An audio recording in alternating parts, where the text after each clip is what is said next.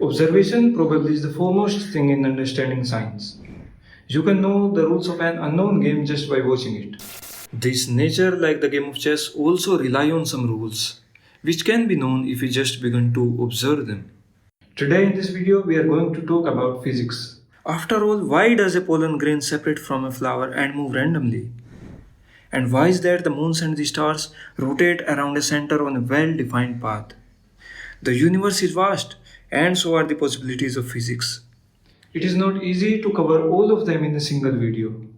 Still, we'll try touch upon those possibilities. You must have heard sometimes that even if something is stationary for you, it can be in motion for someone else. The incident is same, but with the change of observer, the interpretation of that incident become rather different. But the laws of physics should have been the same for all observers, right? Indeed they are. Those different interpretations are put together by the principle of relativity.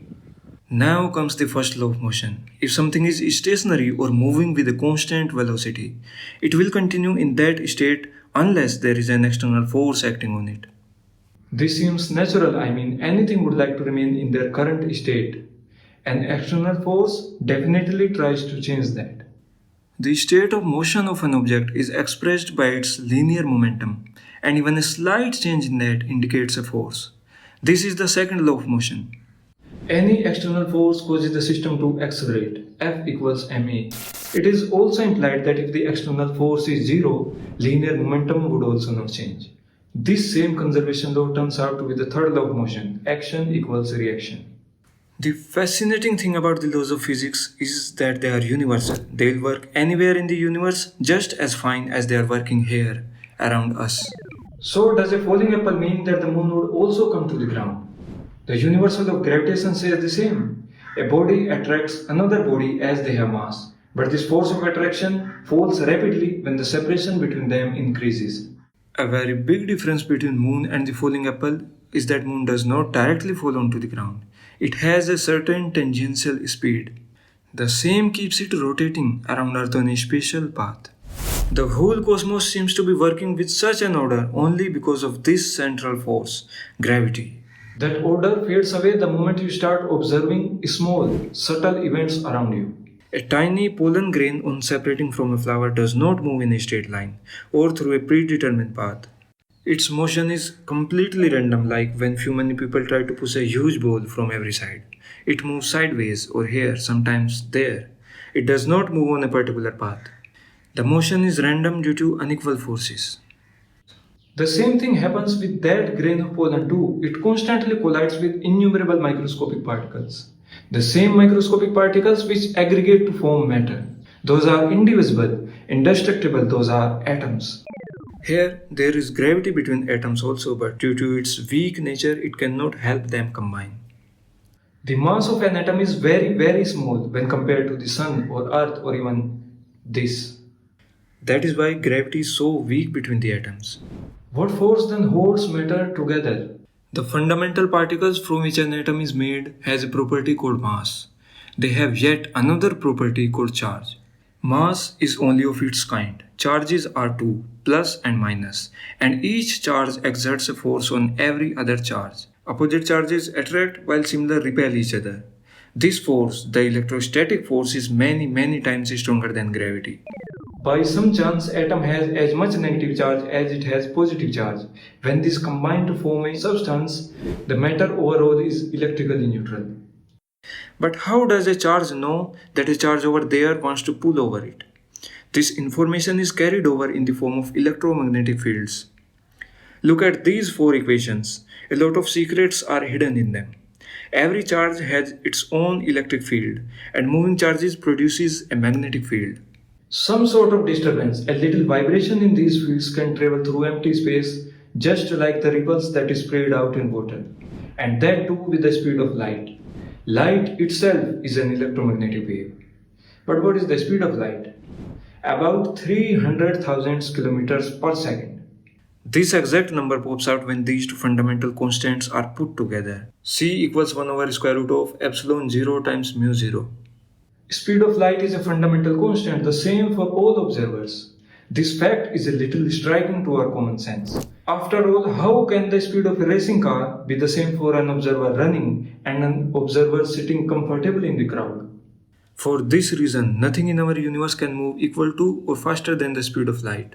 For C being universal, time appears to pass slowly to a moving observer. Also, the length of fast moving objects appears smaller to an observer on the ground. Any relative motion between the observer and the observed alters the properties of space and time itself.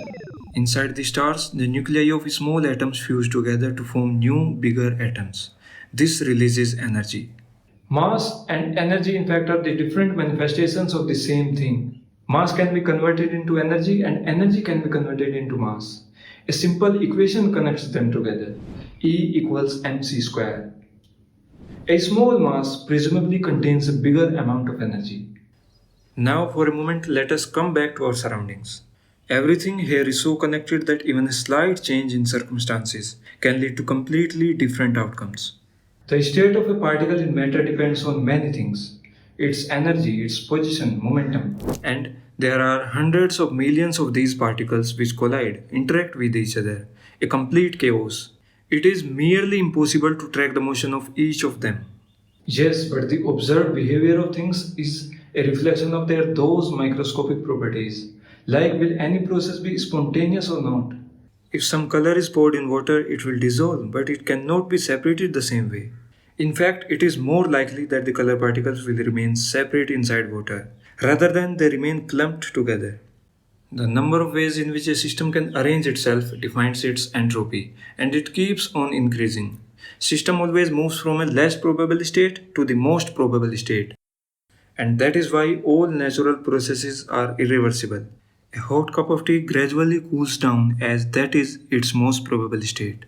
One more thing, physical processes always follow some least resistant path. Water flows down a hill where the action is least. From that pollen grain moving here and there to the motion of moons and stars around a particular path, least action is everywhere. Even light rays chooses the smallest path to travel. Now inside an atom, what happens there? 99.99% of an atom is just empty space. Remaining 0.01% contains its nucleus, composed of two kinds of elementary particles, neutrons and protons. Almost all of its mass is concentrated there. A third kind of particle with negligibly small mass, electron, surrounds that empty space.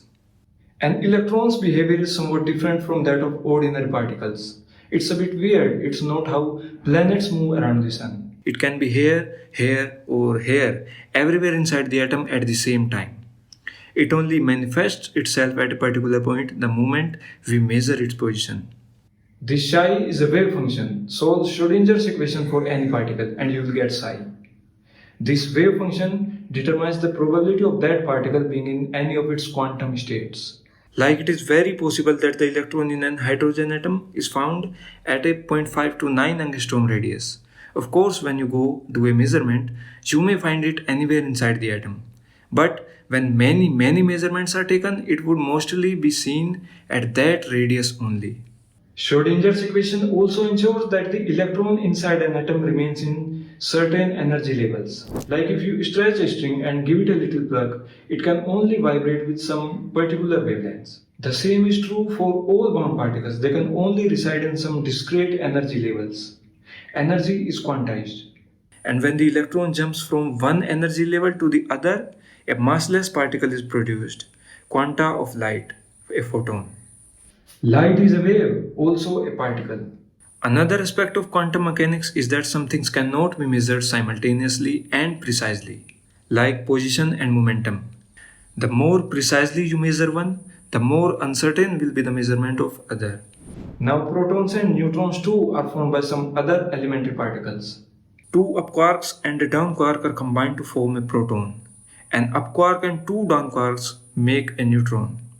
So basically, electron, up quark, down quark, and a neutrino, these are four elementary matter particles.